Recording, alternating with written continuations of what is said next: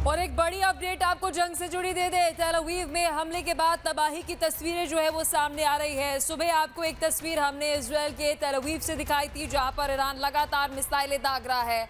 और ये देखिए, ये आफ्टरमैथ जो अटैक की तस्वीरें सुबह हमने आपको दिखाई थी, उसके बाद क्या नुकसान हुआ है उसकी तस्वीरें अब सामने आ रही है। तेल अवीव की ये तस्वीर है। लगातार आपको बता दें कि रिहायशी इलाकों पर ईरान जो है वो इजराइल में अटैक कर रहा है। रेजिडेंशियल एरिया है और साथ ही सबसे घनी आबादी वाला ये क्षेत्र माना जाता है इजराइल का।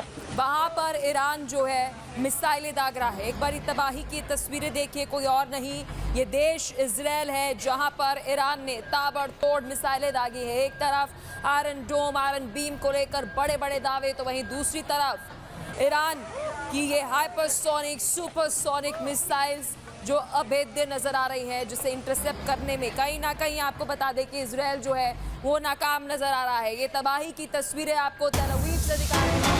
बड़ी खबर सामने आ रही है यरूशलेम से। यरूशलेम में ईरान ने बड़ा हमला किया है। यरूशलेम वही जगह जो मिडिल ईस्ट में एक महत्वपूर्ण जगह है। अगर हम धार्मिक नजरिए से भी देखें और विवादों को भी अगर जोड़ दें उसके साथ, वहां पर भी ईरान ने हमला किया है। मिसाइलें अभी कुछ देर पहले आपको दिखा रहे थे कि यरूशलेम की ओर जो है वो बढ़ रही थी, और अब तस्वीरें भी सामने आ गई कि यरूशलेम पर ईरान ने बड़ा हमला किया है। तस्वीरें आपको दिखा रहे हैं। पूरा मिडिल ईस्ट इस वक्त युद्ध की जद में आ गया है, जो तस्वीरों में साफ आप देख भी सकते हैं। तो यरूशलेम के साथ इजराइल लेबनान में आपको बता दें कि अटैक कर रहा है। लेबनान वही जगह जहां पर हिजबुल्लाह आतंकी हैं, और हिजबुल्लाह आतंकियों ने पहले इजराइल पर मिसाइलें दागी और अब वहां पर जवाबी कार्रवाई ताबड़तोड़ इजराइल कर रहा है। वहां पर मौतों का आंकड़ा भी बढ़ रहा है, क्योंकि इजराइल ने पहले ही बोल दिया था कि आतंकियों ने जो हाइड आउट्स बनाए हुए हैं उसका इंटेलिजेंस हमारे पास है। रिहायशी इलाकों में लोगों से, लेबनान के, उनसे अपील की गई कि सुरक्षित स्थानों पर जाए। रात में भी जब लोग सो रहे थे तो बालबेक में हमला किया गया, 8 की मौत हो गई, और हताहत होने की जो आंकड़ों की जानकारी है वो और बढ़ सकती है। बैरूत में भी इसी तरीके की हालात बने हुए हैं। आपको युद्ध से जुड़ी दे देते हैं। बगदाद में यूएस बेस पर धमाका हुआ है।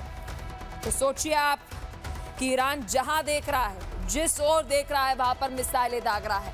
चाहे मिडिल ईस्ट का कोई भी देश हो, अब वो इस जंग से अछूता नजर नहीं आ रहा है। विनाश की ओर ये युद्ध जा रहा है। तो बगदाद में भी यूएस बेस पर धमाका किया गया। ये देखिए तस्वीरें विद पिक्चर्स, विजुअल्स के साथ आपको हम ब्रेकिंग दे रहे हैं। ये देखिए तस्वीरें। लगातार यूएस बेसिस पर अटैक जो है वो मिसाइलों से ईरान कर रहा है, और इस युद्ध में पासा कहीं ना कहीं पलटते हुए नजर आ रहा है, क्योंकि ईरान हार मानने वालों में से नजर नहीं आ रहा।